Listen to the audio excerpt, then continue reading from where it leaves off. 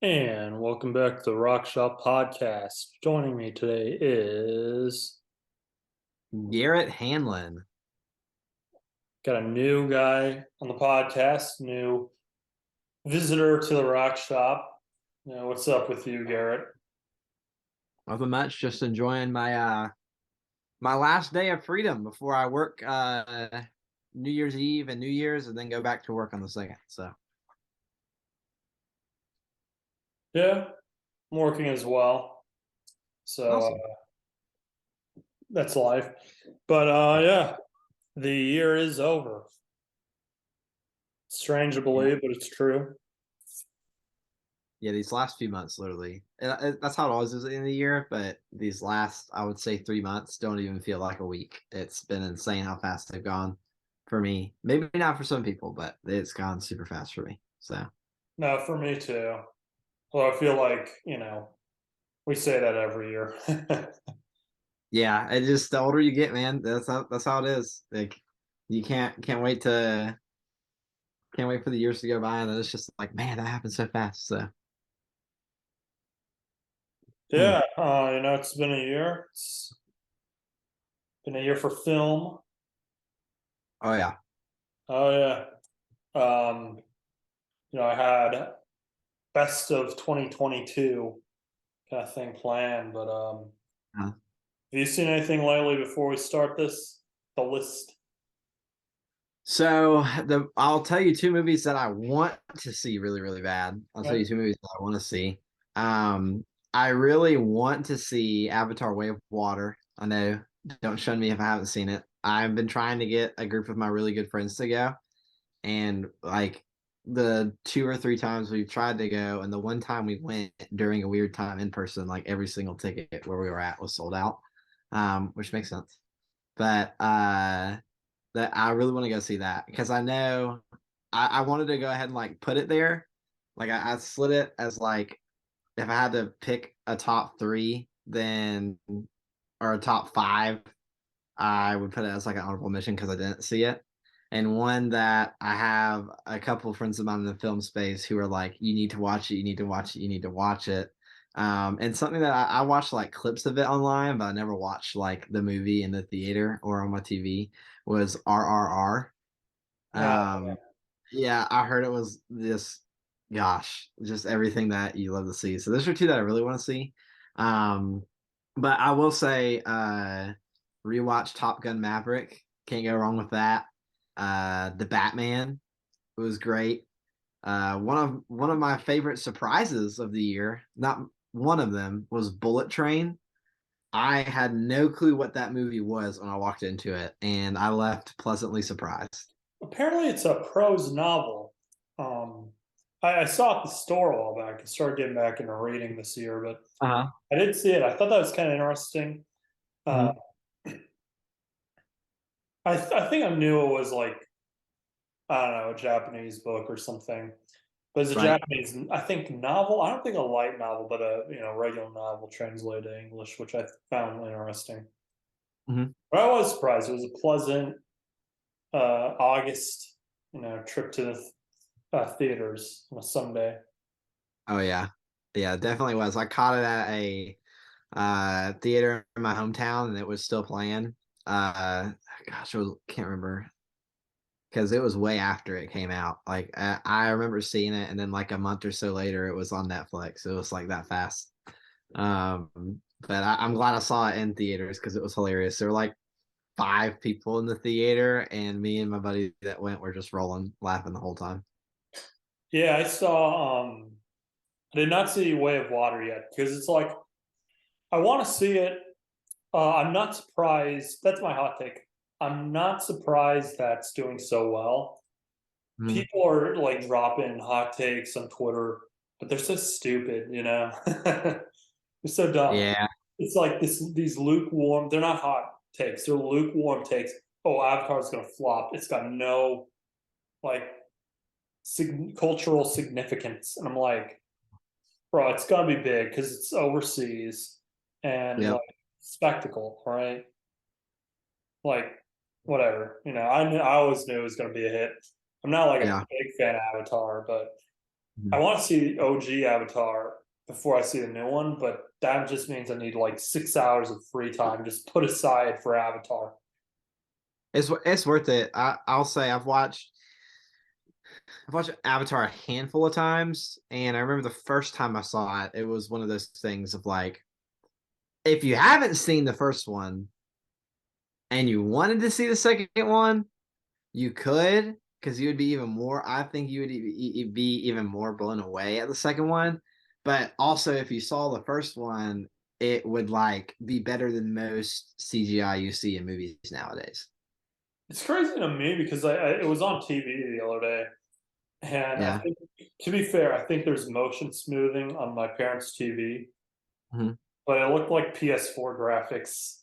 It was like there were some nice moments. I'm not gonna lie, but some of the CGI Yeah. has not aged well from 2009. Now it was better than anything Right. at the time, and better than anything for the next few years. But Yeah.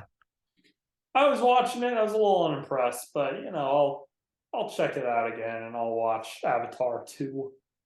Yeah. We're a little spoiled too, especially Yeah. people who are in and around film a lot. They get spoiled with all the goodies. But we're gonna start this list, I think. One thing I do want to say that I did see was before we start the list, I did see Babylon last night. Have you seen that? How was it? I read about the cast and I almost went and saw it when I saw Bullet Train, but I saw Bullet Train instead.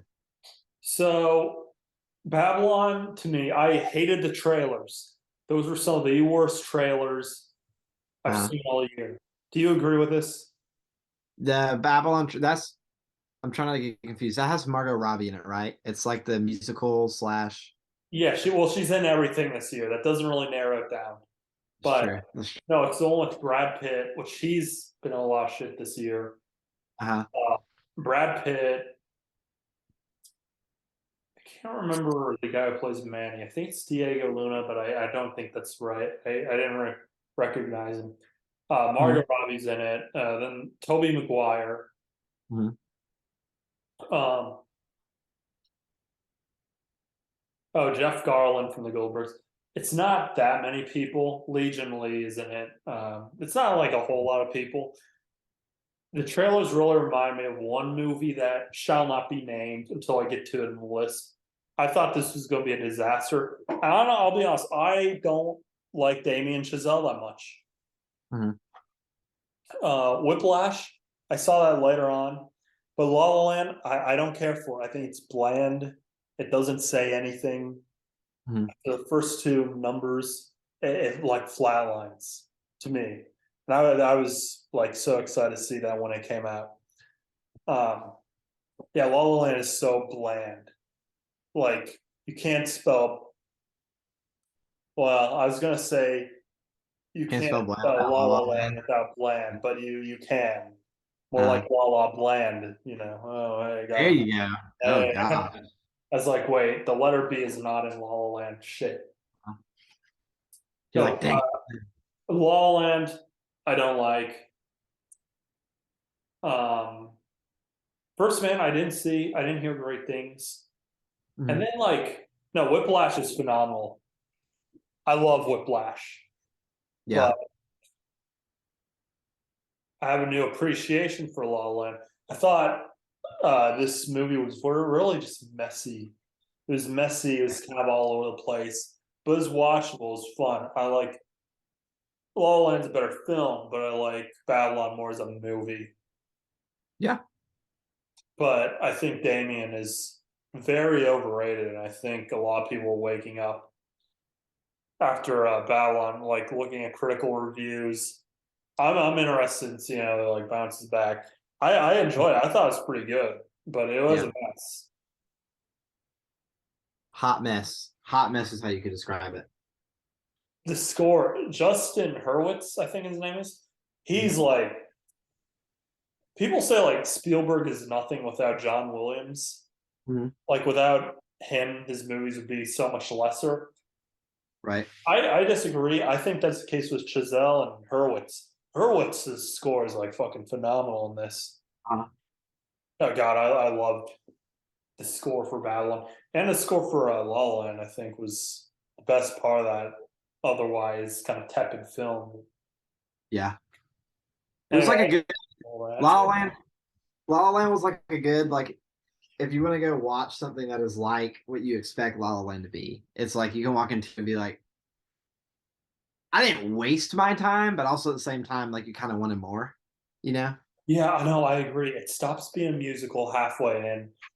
Uh, Another Day of Sun and someone in the crowd, two phenomenal songs. I mean, I was fully uh, gripped the movie. The movie had me by the nipples. I was like, holy shit, you're like, I'm ready to go. this shit has a gorilla grip on me. I love Uh, this. And then they cut it out and they go to like dancing and they do this savage kind of romance and it says nothing too saccharine. Now, what I will say, it is very accessible for an Oscar kind of movie, more so than Moonlight, mm, which is a film I didn't really care for, but people love. They'll say that's one of the greatest films of all time nowadays. yeah. But I will say La La Land is probably more accessible than Babylon, but La Mm, La Land is just bland. yeah. La La Land. That's how it is. Yeah, Babylon, you see some crazy shit, and you see more crazy shit, and then you look down your watch. It's been 3 hours, Uh, but I'll get you. But that's my rambled, garbled view on Babylon. that's Not wait, what? I said that Babylon's one of those that like, which I don't want to say the other one because I think when you said that, it gives me something that I was thinking of on my list. It's not Babylon, but it's another one. It's another one word movie that absolutely flopped with a studded cast. I know what you're talking about. When I was seeing the trailers for this, I was scared it was going to be another one of that. I Yeah. did not see it in theaters because it was in and out so fast, but Uh, that is on my list too, and it's yeah. not on the good side of the list. It's not. Let's get into Uh, this list though. Let's do it. let's go. Okay, we're gonna do number three worst, number three best, number two worst, two best, number one worst, one best. So, let's hear it. Let's hear number three worst. Number three worst. It is not Morbin time. Morbius. Listen, listen. It wasn't even something that like I was in like super thrilled about going into, but it was just like from I mean, the internet got a hold of it and I think it tarnished it like a good bit more. But it felt like the whole time I was watching it, it was one of those movies that like you find on Netflix and you're like, oh, that was kind of cool. Like it wasn't like what I thought could have been a like maybe some people give him too much hate because he hasn't done like superhero roles super great. But like I thought if you give Jared Leto and a high budget value to the character of like Morbius, you could do it pretty well. And then it's just like the concept felt it was just like I was confused. And it was just kind of like that's how the movie went, really? And I was just kind of like, well, what else? Like, there's no way they're gonna like. Is that now just dead? Is this like Green Lantern? That's kind of how I have me feeling. I was like, all right, cool, and then it just became a meme, and at that point, everybody was like poking fun at it. So, but that's what I have for number three. Um, Okay, I mean that's fair. I didn't see it in theaters. I saw it on Netflix, and uh, I was kind of drunk when I was watching, and I'm not gonna lie. I, it probably made it a little bit better. here's my hot take. I don't think it's that aggressively bad of a film. Now it's very shitty. Yeah, social media made it seem 10 times worse. I mean, well, Rotten Tomatoes, it's got like what, an 11%. I'm Dude. not saying that's not justified, Hmm. but I don't know. I've seen some bad, like even bad superhero movies, and Morbius sucks, sure, but it's just vanilla. It's Hmm. just like so bland, and it's bland. It's boring. Mhm, but it's not like La La Land. At mhm. least like Morbius has stupid moments, like have sex. I pooped my pants. I pooped my pants. Like that scene was epic. Yeah. It's got stupid enough moments where like nobody was expecting Morbius to be high art. My hot take: Morbius is bad, but it's not that bad. It's Mhm. not apocalyptically bad. And I'd even argue in the Venom verse, the movies would go the ranking: Venom worst, Morbius middle, Venom 2 top. I hated Venom. Venom was so boring. Like at least Morbius, like you could riff on it. You know, That was I did that not was like fair. either. I'll say Let There Be Carnage was rough. And if I had to do that list, I would probably say like Let There Be Carnage. Morbius is like the sandwich meat in the middle, and then it's like Venom on the bottom, just put together. Venom 2 was kind of rough, I will say, but the cinematography was incredible in that film. And Yeah. it was better than any right it had to be. Uh-huh. Uh, no, genuinely great. And there were enough like shit post moments where my buddy and I were just laughing at it. Like Uh-huh. like when Venom goes to the gay pride thing. He's Yeah. like, I don't need any. I don't need no man. Remember that? And And then like um gosh, I'm forgetting her name. I had her name on the top of my tongue. But legitimately when like they're fighting to me when they were like fighting in the cathedral or the church, and it was just like the little things here and there to where like everyone's like, oh, I've seen this before. I know loud sounds are gonna be rough. But it was yeah, just the way that they were utilized throughout like the fight scenes. And I thought too, like the editing was done very well in that film. The pacing, it didn't feel like anything was like super long and drawn out.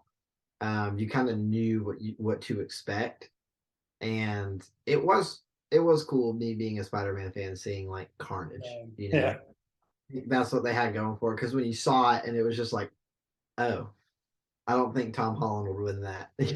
You're like, All right, quick side note. Well, I want to say two things.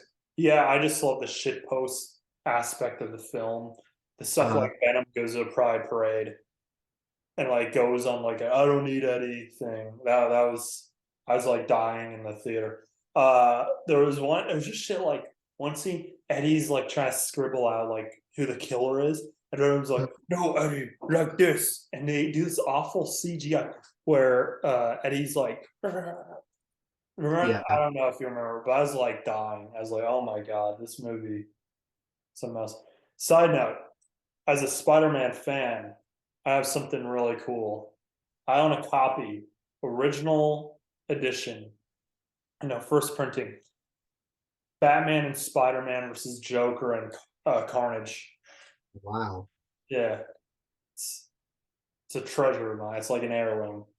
Is I, that like a is that in like a shadow box or something? no, it's a comic book. It rules. It's from the '90s. Nice. Yeah, but I anyway, bet like yeah, name somewhere. Morbius. Uh, yeah, I agree. It was bad, but let me Yeah. check out what my number three worst is because I know number two and one, but I was like drawing a blank. I was like, oh shit. So sorry about that. Let me just check it out if you don't mind. I'm not going anywhere. Oh yes, yes, yes, yes. Uh, well, that's stupid. Like I can't believe I forgot. Hold on.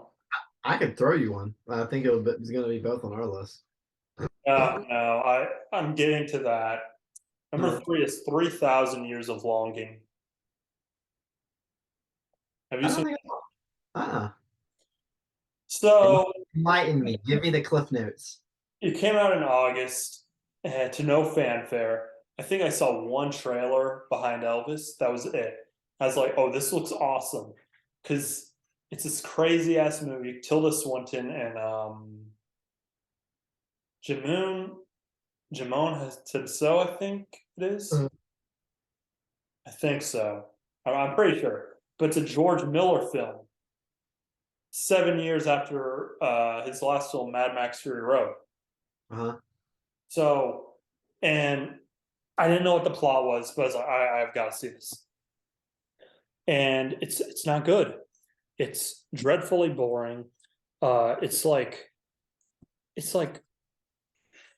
that princess. What's a princess story? Princess Diaries.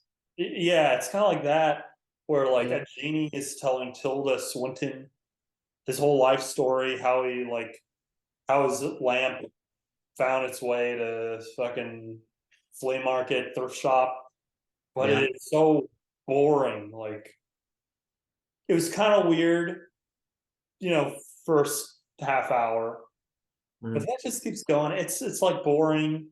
The theater I was at, there was this annoying noise in the background, in the projector room, so I was distracted. I thought I had tinnitus, you Uh-huh. know, but yeah, it just it's only number three because I didn't have a good experience. It Mhm. wasn't a very good film. Now, some Right. critics would say, "Hey, it was pretty good." I just got nothing from it, and Yeah. You couldn't other get than behind. like it was one of those movies. Stories are magical. That's Right. it, and it's just weird, Mhm. boring, and it flopped. Right. And I'm sad. I love George Miller movies a lot, and yeah. But I will say it's based on a book, but it still was like pretty original. Yeah. It felt, original to me. Apparently, I took a lot of creative liberties. I don't know. I Mhm. like just went home and was like, oh, I can't believe I watched that. Yeah, that you weren't expecting like Mad Max, but you were expecting something of like that caliber from him, and it did not deliver. The trailers went really hard. Like I Yeah. was like, oh, I'm watching that like day one. Uh, Because this is the weirdest, craziest shit ever going yeah. on. I was like, that looks awesome. And then I went, it was like nothing like that. It was so blah. It was Yeah. so blah. I forgot it was even on my list. That's always funny whenever you got to make a worse one because it's like I was thinking the same thing because I love watching stuff like you got your Watch Mojo, you got your Jeremy Jans, you got your main like critic review people, and it's funny because he's one of my favorite people to watch. Uh, he basically was saying like, "Oh man, I forgot about like my top 10 through 5 of my worst five because it was just like, did I really see that? It's like, no way, you know. That's kind Well, of how I feel about some of these. it's not the worst. It's third worst. Yeah. Yeah. Keep that in mind. So there are two ones that are like way worse, but Uh-huh. that's it. What's your number three best? Three best. That is okay. Three best for me is Top Gun Maverick. Okay. Um, so good. I watched it 3 times. I loved how the pacing was of it. That was one of my favorite things about it. I think it to the T nailed its target audience and then some, but then also it knew exactly how to keep you on the edge of your seat. Like when during certain scenes of the movie, I had my Apple Watch and it literally was saying my heart rate was like 148 beats per minute, which usually never happens anymore when you go and see movies, unless you're going to see one of like the biggest like Avengers type of thing. But like a 35-year-old reboot, I'm like, yeah. And then because I love the original. Um, but I just thought it was awesome. I was the guy that fell victim to like I saw the movie, went to the barber shop the next day, like cut my hair because it was long and I needed a haircut anyways. Cut it short, shaved my beard that I had growing, and just had a mustache for like 4 months. Like I just went straight Miles Teller, and I was just like, yes, like I love this. And there was so much that could have gone wrong with the reboot, but the right people were doing the right things, and I think it's just a testament to like whether you hate them or you don't.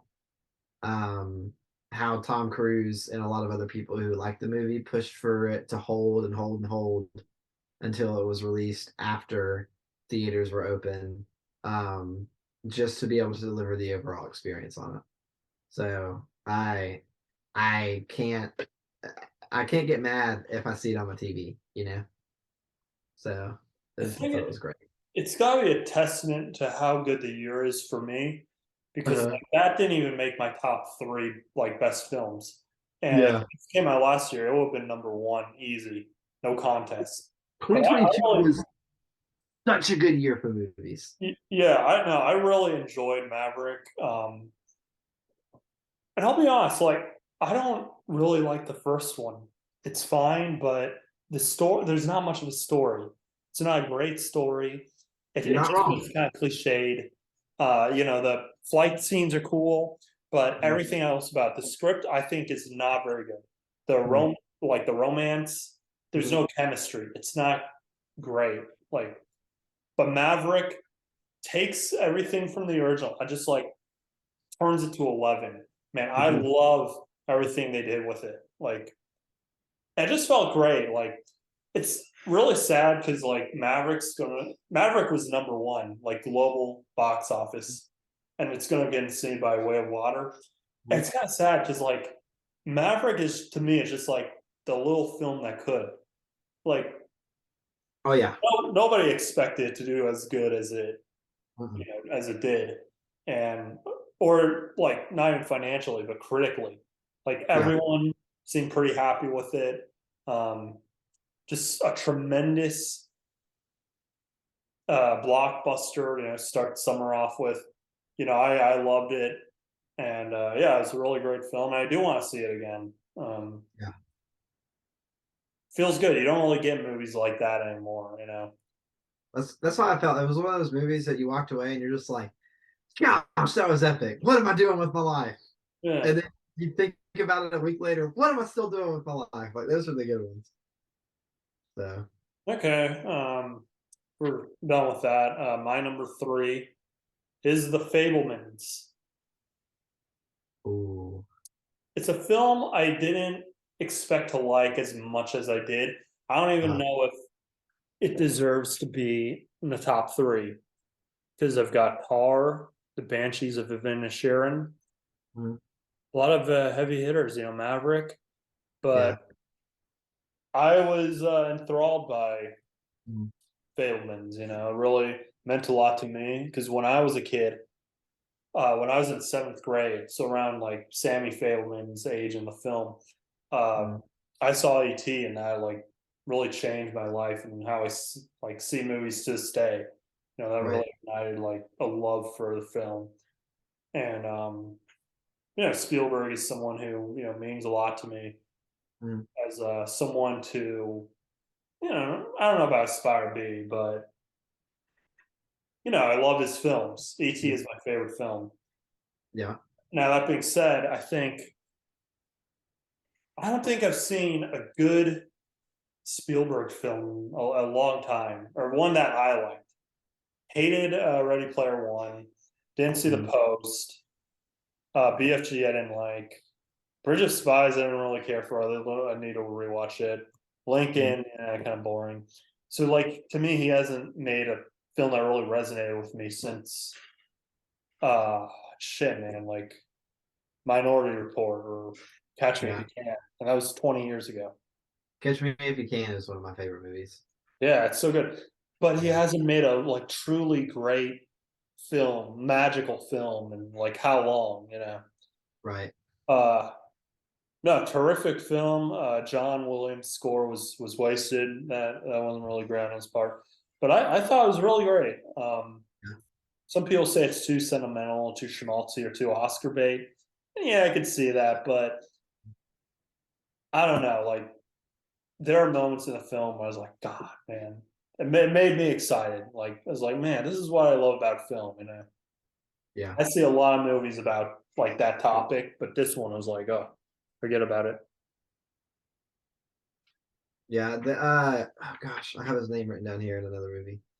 So Paul Dano, Yeah, um, really good job.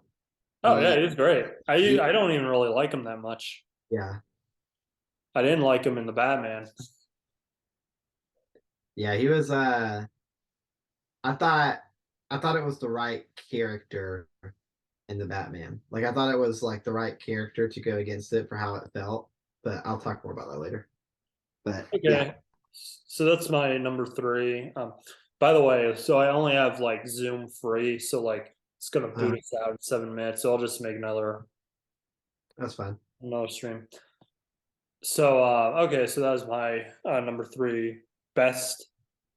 You don't have anything left to say about that. I'm ready to go number two worst. Number two worst for you. Let's hear it. All right, I'm on the fence. I'm on the fence, and I put half and half. And you'll hear about me. You'll hear not all of them are related to like superheroes, but I grew up playing video games too. Uncharted, Ooh, gross. and then Amsterdam. Okay. So I'll give my cliff notes on both of them real quick because I want to make sure during this recording we can get through number two, worst and best. Uncharted, great game concept that can be put into a film adaptation. Like phenomenal. Rudy Pan, the guy, oh, Rudy Pansco. I'm so saying his last name wrong. But he's the guy that plays the rebel friend in Outer Banks, that TV show. Um, Yeah, when he was casted probably one of the best out of the film. Like he's the type of character you think of when you think of like the characters that are in Uncharted. And it's not that like everyone loves Wahlberg, everyone loves Holland, but they were literally acting as themselves in a world that's uncharted. And also Tom Holland looks super young to be playing how Uncharted's character was. And I think that's what kind of hurt the element of it. Felt like a pop son, like, oh, I know who your person is. Let's go find him. Oh my gosh, we found it. And like, yeah, the CGI is cool. Yeah, like the action scenes are fun. It's one of those things that you watch with like a group of friends. But to me, I just felt like it was like wasted potential. And perfect segue. Also, well, one more thing. Whenever there's a game adaptation or a really good book, and then you're going to make a movie out of it, the movie to me is like proof this can stand alone on itself. Like you look at the book of the Hunger Games and you look at how the movies performed, and it's like, holy cow, you know? And then you have something that like has all these games of Uncharted. I'm not comparing Uncharted video games to the Hunger Book novels, but I'm just saying like take it from a concept where there's like more to be pulled out of a video game for reference that people can see on how you can create the Uncharted world in the character development. And I think they botched it. And it really upset me as a fan.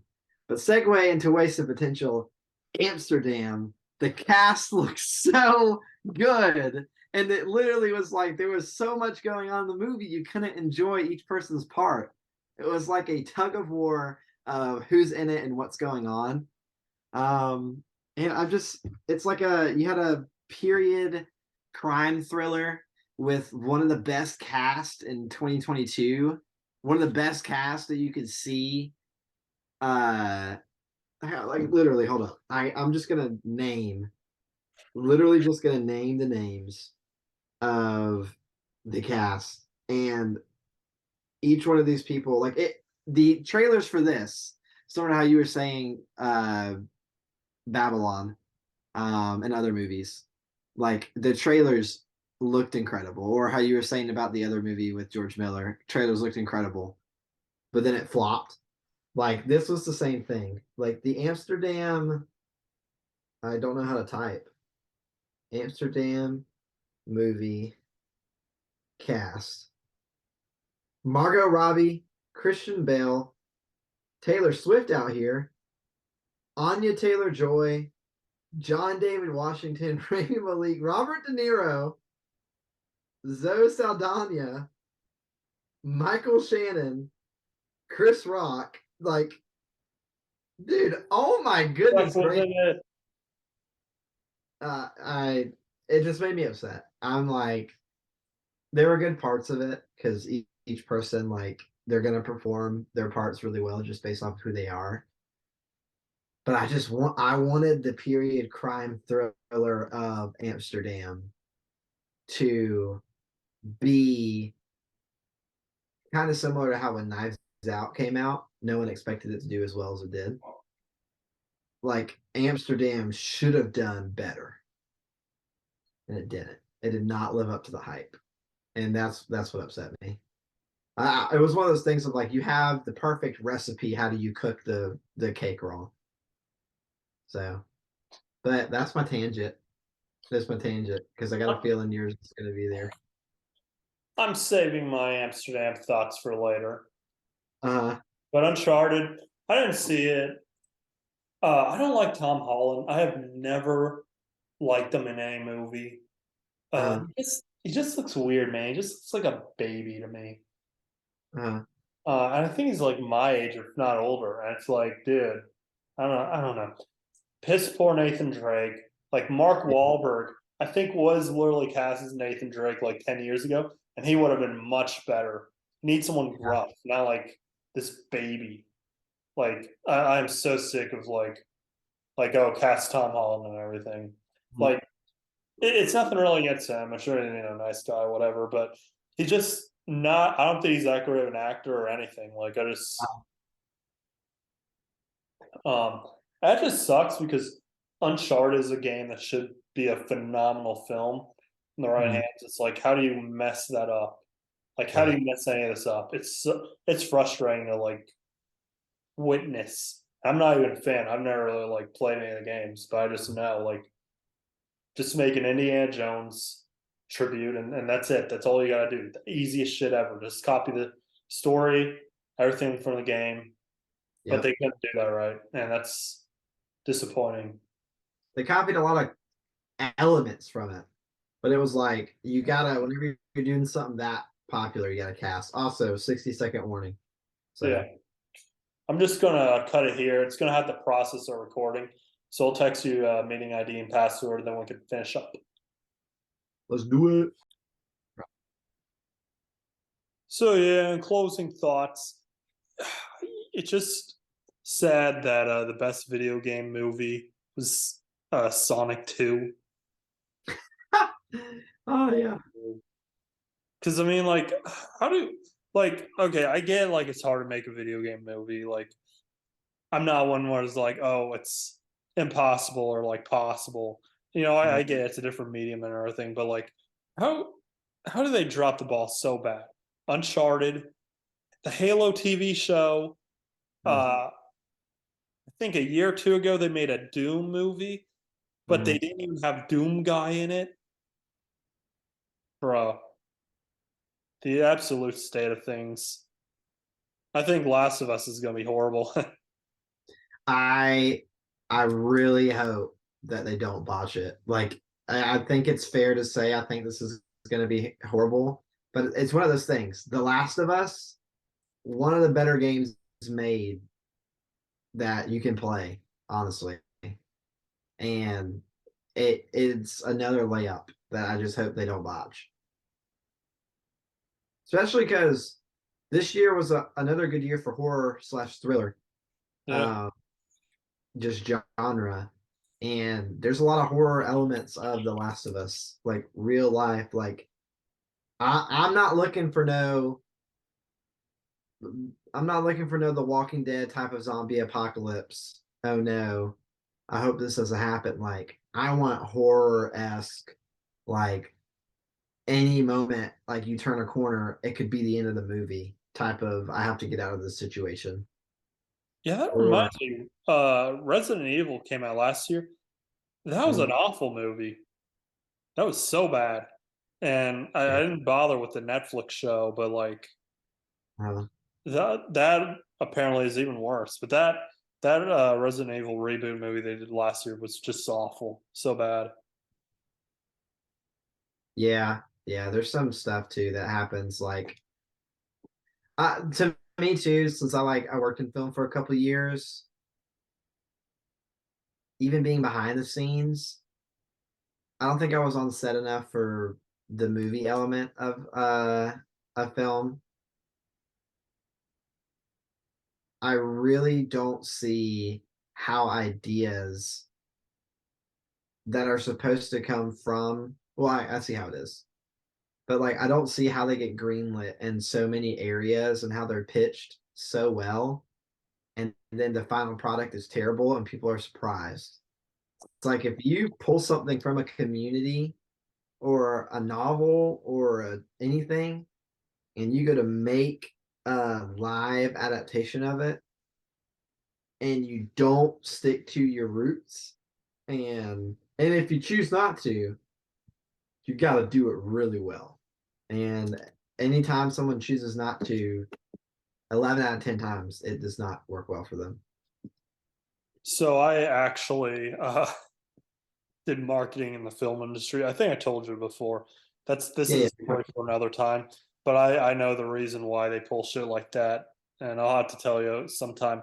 I also met a high-ranking Disney VP, and this Uh, was November of 19. I met her, and this was I think a week before Disney Plus launched, and that was eye-opening, man. That was the crazy shit. mm, Without going in like a whole lot of detail, at one point she said she went on an extended, it was an extended rant, but she was trashing uh her September releases because that's when they bought Fox, was that year, mm, the deal finalized. So they had all the Fox movies to deal with. She was trashing Ad Astra, mm. um and hyping up Maleficent 2. I'm like, you have Ad Astra and Maleficent 2 and you're trashing the original film. This doesn't bode well. Yeah. But then again, I ended up seeing Ad Astra years later. And I was like, well, yeah, there were no winners here. Uh-huh. That was a boring ass movie. But Yeah, there's just, you, if you worked in marketing, you would know more for yeah, sure. But to me, I guess a part of me also is a little unrealistic when it comes to the writing aspect of film, because whenever you get the green lit from certain people now, like, you might want this group to do something, but then if it gets greenlit for $200 million, that small group that's only been able to handle this type of thing can't do it anymore. well, what I'll Like say they about, can go work, they can go, sorry, go ahead. I thought you were done. yeah, but basically it's like, I mean, it's just basic business. Even when it comes to film, it's like you got this small group of like people who might have written a phenomenal indie series or stuff that's doing really well in film festivals, and then you go to take it to a crew to get it approved for like $100 million on a movie. And you're like, this is what I think the budget needs. You go through all the negotiations and everything, and then before you know it, it's like you have so much of a team that's no longer like your own. There's so many opinions that you're paying for at that point. It's like a lot of stuff can get skewed. Yeah, it's studio interference. Yeah, I don't think it's all bad. I mean, yeah, for art, you got to preserve art and everything. Huh. When you're talking about what gets greenlit, because that's all studio interference. Yeah. You have to make your case, and they decide how much they want to put their hands all over the project. And I will say the one thing that this is a great segue for is the case in which studio interference could be a good thing. My Mhm. second worst film is Rob Zombie's The Munsters, Ooh. Netflix original. I Uh, think it's direct to DVD, and I don't even think it was Netflix original. I just think like Netflix got the rights day yeah. one. It was bad, and I knew it was going to be bad. I knew it was going to be a cringe watch, but it was boring Hmm. for a lot of it. Every scene was terrible, but half the scenes were epic and half the scenes were boring, but it was all terrible. And it would alternate. So you get one incredible scene that was dog shit. And the next scene is like boring. And you're like, oh, why am I watching this? And it ran too long. I don't know. Like, it's just a weird movie. I'm not a big Rob Zombie fan, but like, he knows how to make shit he likes, and he knows how to make shit weird, and I can appreciate that. But like, this was, yeah, this wasn't a great effort. Yeah, it was another one of those. Oh, You saw like it? I saw the previews and I almost saw it, and what prevented me from seeing it is I watched a non-spoiler review on YouTube, which was my first mistake because sometimes I like to do that on movies I'm on the fence with. Um, and it was basically everything I was hearing was literally what you just said. It was like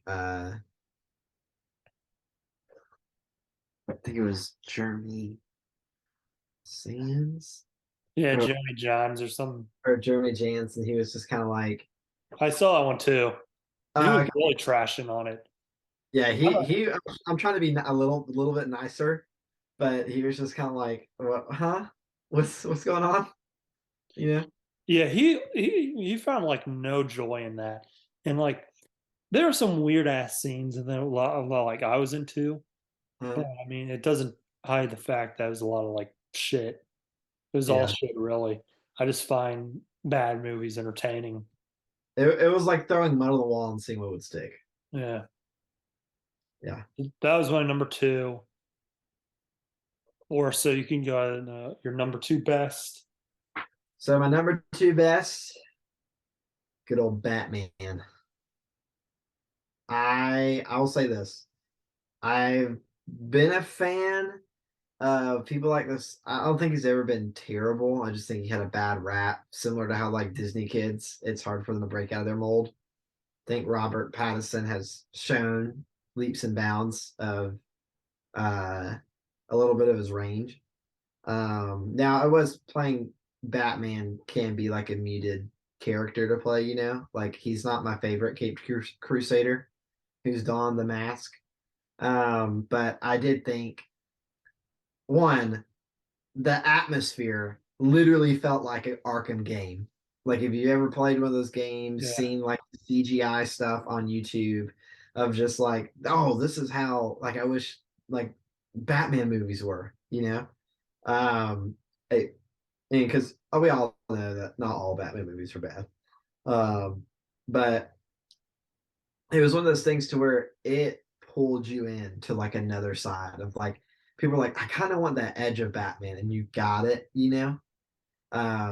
Like one of my favorite scenes was when he just walks out. Like they showed it really well in the trailer, where he just walks out and like the thugs are kind of like you have that split second of hesitancy where like in other movies are usually just like, oh yeah, this is gonna be a walk in a park, but it's like just that fear, of like how he has instilled fear and like who he's becoming and what Batman he's like choosing to become.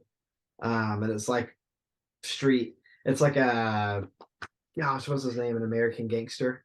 Uh when he's just like the street reputation that you have. It is kind of funny how you saw that element of it playing when it's like, oh yeah, it's like it's because it's Batman. And I thought, again, Paul Dano as Riddler. I thought it was an interesting cast, but I also liked how they picked how it was like an investigative side of Batman. So they picked the Riddler, and instead of like going with another Joker, I thought that was a nice like throw in. Um, and then Ava Kravitz, I think is her last name. Zoe. Zoe Kravitz, Yeah, or I is think it it's Kravitz. Her Kravitz? dad is Lenny Kravitz. Yeah, I'm bad with. I recognize people's faces and their main character names, but I'm bad at remembering their real life names. But Catwoman was great. Uh, I really think that the score from Michael Giacchino, again, terrible names. Um, I thought just all of the elements of it made it kind of like a special sauce. Like it was one of the more pleasant movies I've seen. Like it was a very refreshing take of a movie. Like that's why I didn't put it at number one, but because it didn't have that number one factor for me, but I liked it at number two because it was like wow, there were a lot of elements that I really liked that just kind of amplified the like how this was. Like you could have had someone that wasn't Robert Pattinson who could have done a even better job, or you could have gone the route of like they wouldn't have, but you could have gone the route of Uncharted and got a bad Batman, you know, and it would have like really hurt it. But I just thought everything like worked together really well. Um, I really enjoyed it, and it was one of those things that a lot of it seemed like a lot of people that you know that went and saw the new Batman, they were like, "Yeah, it was nice," you know. Yeah, it was Uh, good. I like how Gotham feels like its own thing. I kind of wish they didn't film in London. Felt a little too uh, London for me. But I mean, yeah, like you see the Iceberg Lounge. These aren't. It doesn't feel like a lot of Batman movies. It feels like Joker shows up, in the mhm, movie, and by the end of the movie, he's gone. It feels like you know all these characters have been operating for years already. I mean, you see the Iceberg Lounge. Um, I mean, you kind of get that with like Riddler. mhm, He's just starting up. Catwoman's just starting. I do like how, by the way, they adapted Batman Year Two, uh, because all these movies always just adapt Batman Year One, Long Halloween, or Dark Knight Returns, and that's always it. It drives me crazy. It's like, yeah, come on, guys, choose something new. mhm, Um, but yeah, I mean, I liked it. I hope the next one they focus more on like Bruce Wayne, because we didn't mhm, really see that. Like, he played a great Batman, but we didn't really see glimpses of Bruce. I think that'd be cool. Um, right, but great production design, yeah, like great action, and like lighting, mhm, cinematography. I was impressed. I thought it was a hit. Um,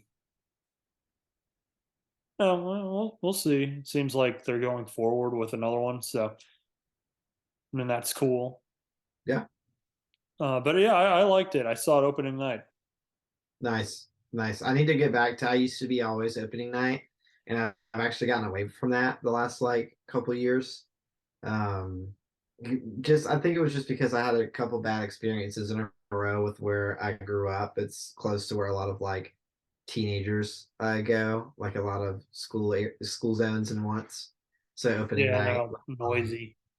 yeah, like people that don't respect cinema, it's rough, you know, to go see sometimes. But then also there's the cool parts of like the elements that you see of when you want crowds to react to stuff, they do overreact. But Yeah, yeah, definitely. Excuse me. yeah, I liked the Batman. I think it went a little too close to the Nolan style.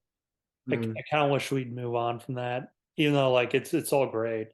Um, yeah.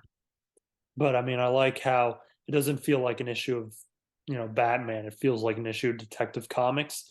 That's cool. Hmm. The fact that it's supposed to invoke seven. I mean, that's cool. Yeah, I Hmm. like that. See how the next one is. Yeah.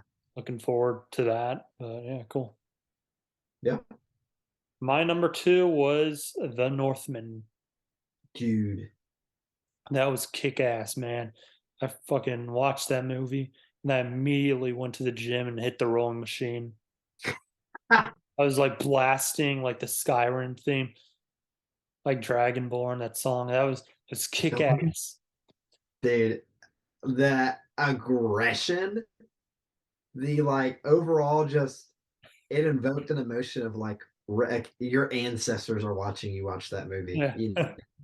It's literally just like they're like I always think of that I always think of those videos whenever they just randomly cut to somebody on social media and it's like bagpipes screeching in the background. They're like, "Hold the like that's how I felt.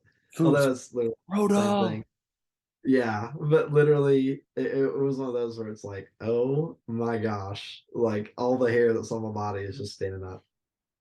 So I had seen Eggers, Robert Eggers, I believe his name is. I'd seen yeah. The Lighthouse, and I saw it Uh completely alone in a theater, and it was fine. It didn't blow me away. Saw it once, but this one was, I think better. Maybe it wasn't artistically as good, but it was more accessible, and that's kind of what I want to see.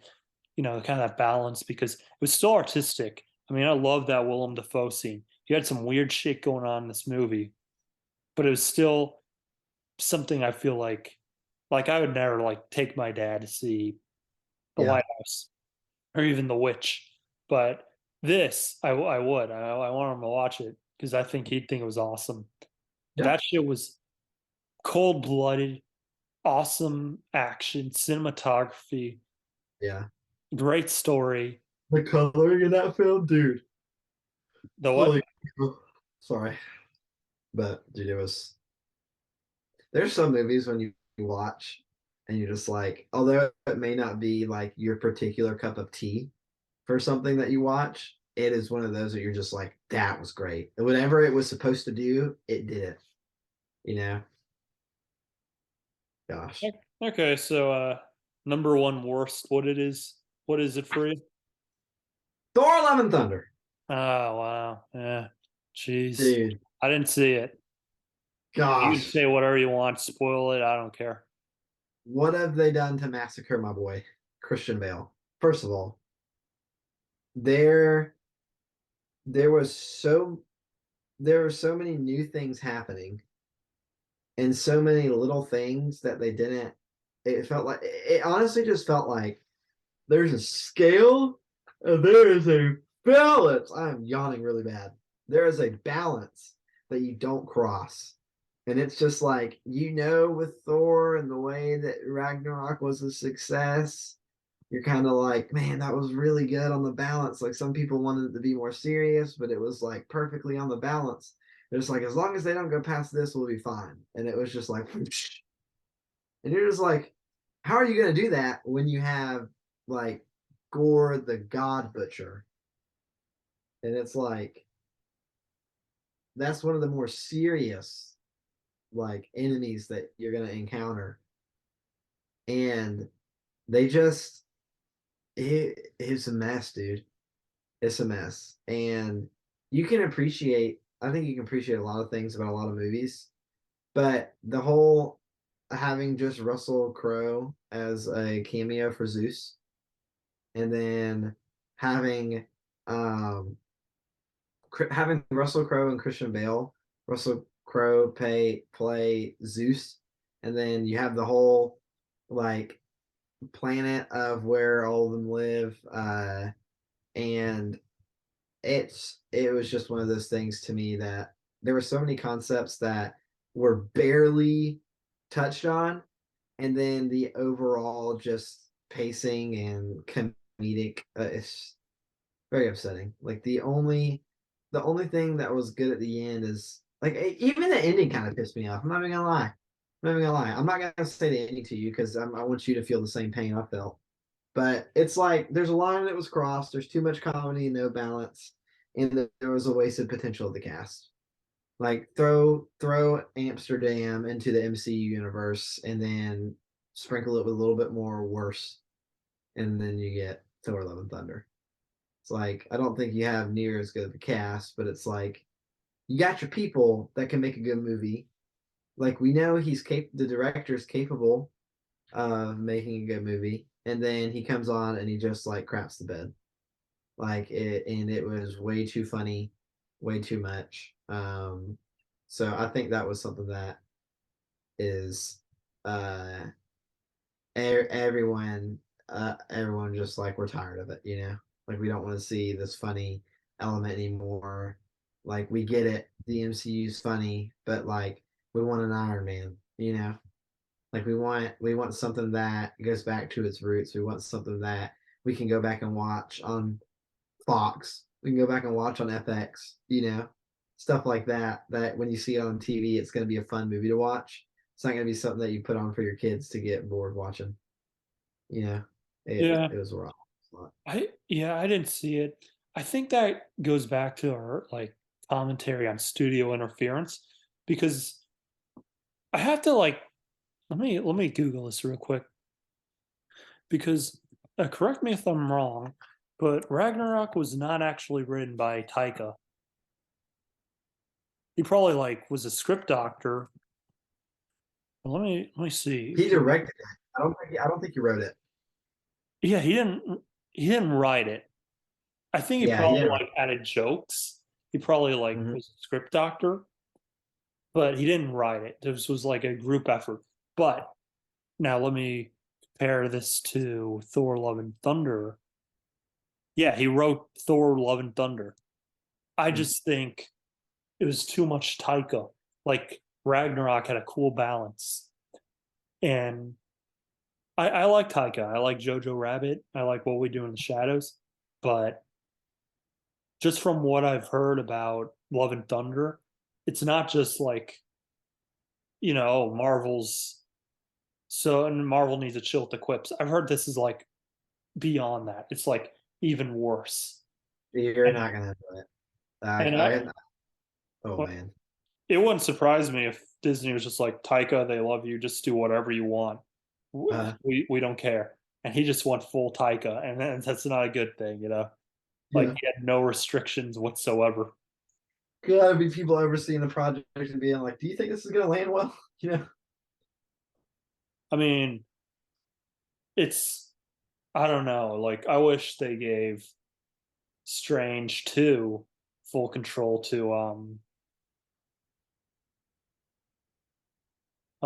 shit. Who did Evil Dead? Oh, Sam Raimi, Sam Raimi.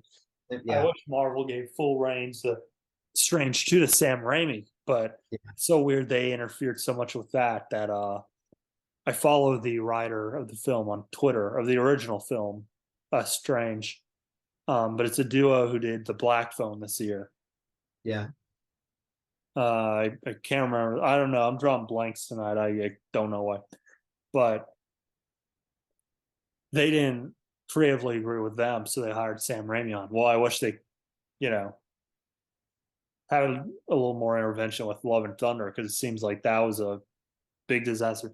People didn't seem to like dislike Strange 2 that much, but Love and Thunder people hated. yeah. Yeah, it's a pretty hard one to get through. Whew. Um, my number one worst is Amsterdam. Come on, let me hear it. Dump It it. pissed me off so bad, and I knew Yeah, it was going to be ass.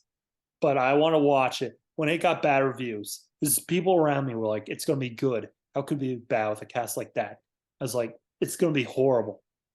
Bet the trailers are so insufferable with that movie, and like you couldn't even tell what the plot was. It's like yeah, people like it's gonna be so good. I was like, "What's it about?" And they're like, "I don't know." It's based on a true event. The true event is so much more interesting than what we got, which is just sad. That movie is too smarmy for its own good. It yeah, acts like it's so much smarter than its audience, which pisses me off. And it acts like it's so clever. Case in point, they do this stupid thing so often in that film. I don't know if you noticed. They did this so much. Three characters will be talking. One will say, uh, bring up blank. The other one's like, God, I hate blank. The third character's like, well, what is blank? And you're like, oh fuck, they're gonna like show it off. And they do. They do. I'm talking about the nonsense song. Do you remember that scene? no. It's blocked in my mind. There's all right. There's like a scene where they're talking to Margot Robbie, John David, and Christian. Um, John's like, should we show her the nonsense song? And Christian's like, I don't know if she wants to hear the nonsense song. And Margot's like, what's a nonsense song? And the next scene, they make they know them no French, but they sing a French song.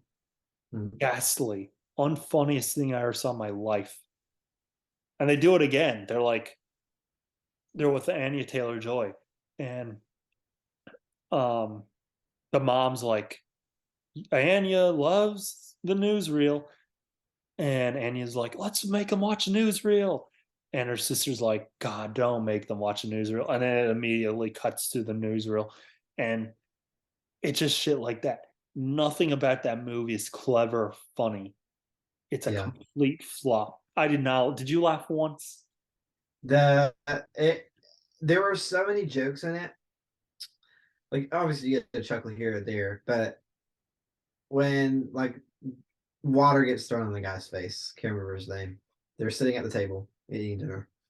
Water gets thrown on his face, and he's like, "Water's on me tonight," or drinks on me, not water. Sorry, drinks get thrown in his face. Drinks on me tonight, literally. And then it cuts off. I'm like, what am I watching? Yeah, Is this yeah. is it Coco Melon? It was so Like, long. yeah, it was stuff like that to where like if it was a very serious film, you know, and it was pertaining more to the real life event, and then that was sprinkled in there, it would be like, oh, I can't believe that got me. That was funny. No, It just, no it just just wants to have it both ways. Be so yeah, serious, taken seriously, and then unfunny, even not like it makes MCU look like the Laugh Factory or something. yep.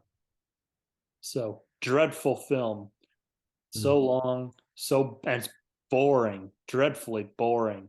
Yeah, John David isn't that good an actor either. It's just so bad, so bad. it's rough one. Rough one. We got 10 minutes left, so let's do our number one picks. Best film of the year. What's your number one? All right, everything, everywhere, all at once. Spoiler alert. Mine is too, so we'll just talk about it then. Let's go. Let's Gosh, go. I'll let you talk more. I'll let you talk more. You can start. First of all, I'm gonna say all their names wrong. I wrote them down. Michelle Yeoh, who played Evelyn Kwan Wong. Wayman Wong, who played Ki Wong Wong. I said that so wrong. And Stephanie Zhu, who played Jobu. Stephanie's role, like she's gonna be in a lot better stuff because of that now. Michelle bringing the performance of her career, arguably.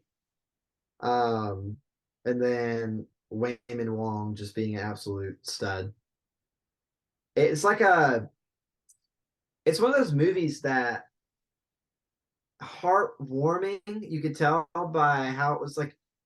What blew me away was just the aesthetic. It felt like a multiverse not in the MCU, which was super cool, like a real life multiverse, you know? Yeah. And the aesthetic of it, the simplistic like design at first, and then it was like a train, like you just hopped in, and then it was literally everywhere, everything all at once, you know? And the great concept, heartwarming family movie, uh, that I just like if I had to write a sentence, it was like heartwarming family movie that was a phenomenal surprise that had a great concept of the multiverse that was outside of Marvel's cinematic universe. I thought the cast was phenomenal. I thought, dude, the design, the editing, the dude, it was something cool to see. It was something cool to see. Uh, and it was one of those that kind of blows your mind, you know.